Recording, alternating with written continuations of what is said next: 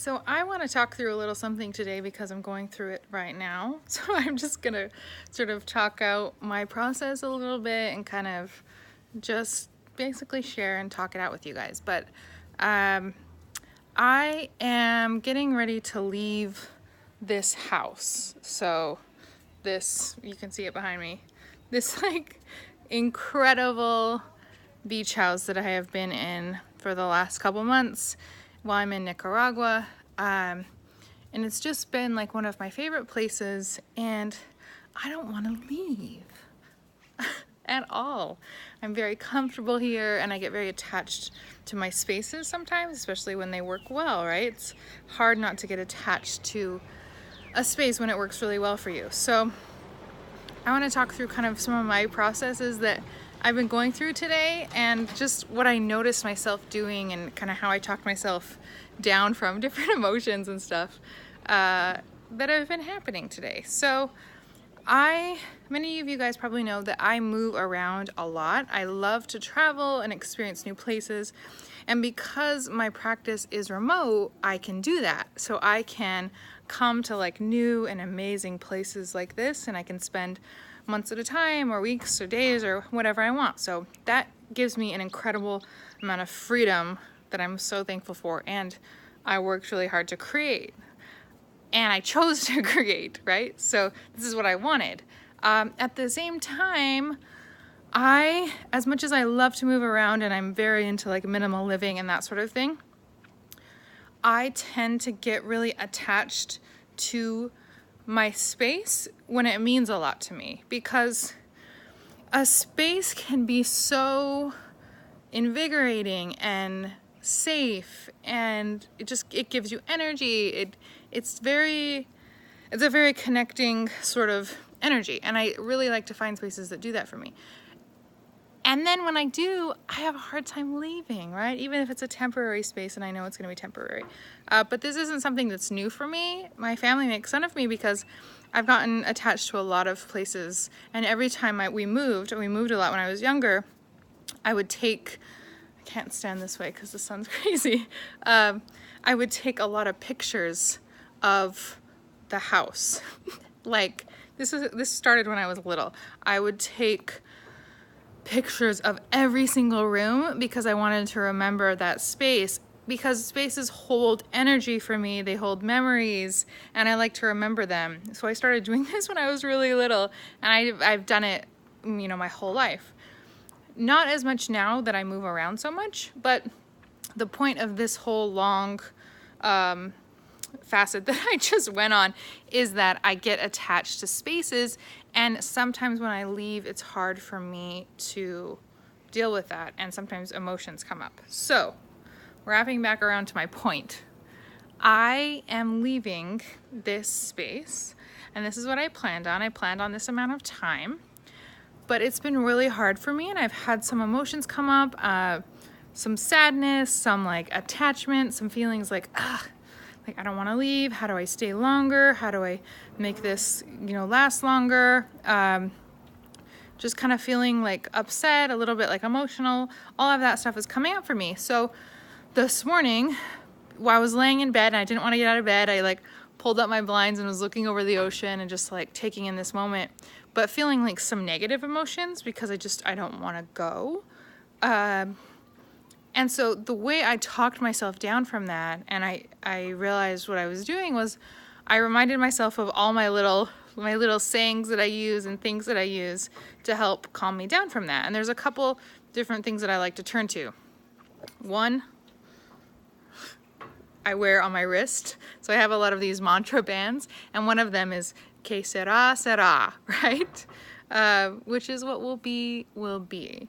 And that's one thing that I try to remind myself, because we can't control everything, and a lot of things that happen we don't want to happen, or we don't understand that there's a bigger picture, that there's more waiting for us, and we just have to kind of relax into the moment and let those happen, right? So that's one of the things that I try to remind myself, that what will be, it's okay, like breathe into it, accept it, that kind of thing.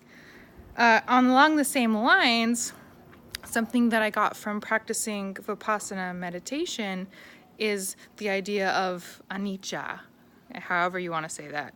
All of these things sound good in my head, but when you say them, it doesn't sound good at all. So pardon my fumbling over all of these words. But that essentially means impermanence. And it's kind of a Buddhist principle, and it's really a really great thing if you want to read up on it, if you're interested. But it essentially means that everything is always changing, that nothing is permanent. And when we accept that, we release some of the attachment and the pain that it causes when we try to make things that are impermanent permanent.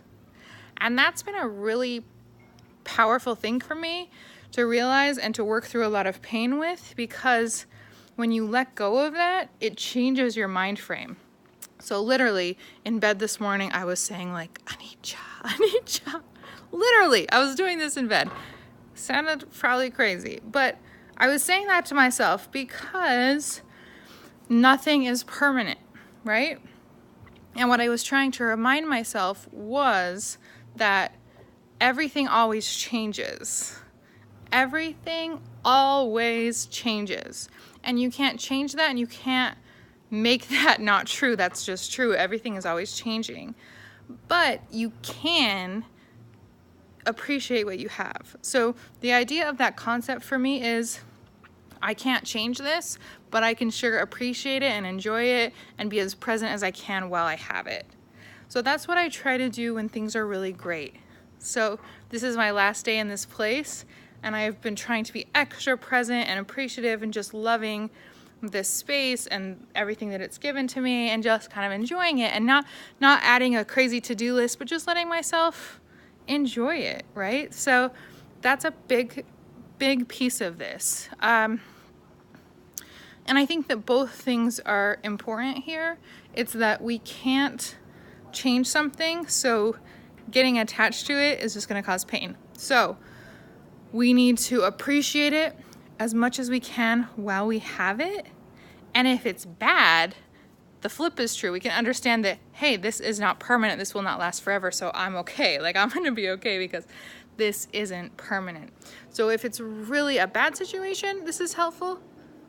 Did you hear the howler monkeys? See, another reason I love this place.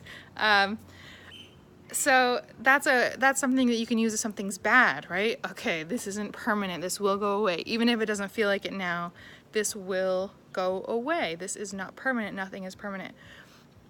If it's something good, it's like, okay, I'm not going to get attached to this being here forever because nothing is permanent, but I'm going to enjoy it for what it is and for everything that it offers me, and I'm going to be as present as I can with this. And I think that's a way that we can move through life in the happiest way possible. I also think that when we're really grateful for something and we spend a lot of time being grateful for it and present, I think we create that more in our lives. So that manifests itself, or whatever words you want to use, you create that more in your life, because if you really love something and appreciate it, you will find ways to recreate it in your life. And opportunities will present themselves to recreate that. So yeah, those are my thoughts on that. This is kind of how I get through things that are hard. Now this is kind of like a sort of a dumb example, and it's not that big of a deal. This isn't like a huge change, but this is the same thing that I use for all changes, big changes, small changes. I try to remind myself of those things. And like the cliche quote like comes to mind that's like, don't cry because it's gone, smile because it happened.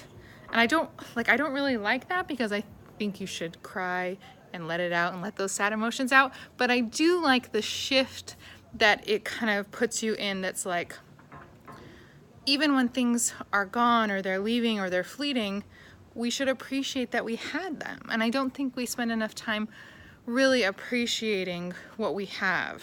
I think there's way more energy that could be put into, wow, like this is really incredible. Like this is really something that's cool that I have right now, and I really appreciate this. I appreciate this moment. I appreciate this person. I appreciate this view that I'm looking at. I appreciate what I'm eating. Whatever you're experiencing that you really enjoy, you can really appreciate that and really put your energy into like, wow, this is really great. So those are my thoughts that are all over the place on this. But if you're going through a hard time or something's changing that you don't want to change or that you're sad about, I think these are really cool things to remind yourself of, and I like to surround myself with them. Like obviously the bracelet, like I really like to get different bracelets that remind me of things. So I put this on this morning because I knew I was going to need this reminder and this affirmation as I went through today. So in the morning I usually choose bracelets and bands to wear that are the affirmations that I need, and I carry them with me. So you can do that if that helps you and that works for you. You know, even if it's putting it as a as like a screensaver on your phone, or you know, a desktop thing, whatever you want to call it, on your phone or your computer, you can save that and it will be like present for you, and it's a great reminder that way. And it's really hot out here, so don't mind the hot mess that I am right now. But yeah, those are some of my tips and my reminders, and also just kind of me sharing my experience as I go through this right now. So yeah, I hope everyone is having a beautiful day, and remember, enjoy today because everything changes, or remember you can get through today because it will change.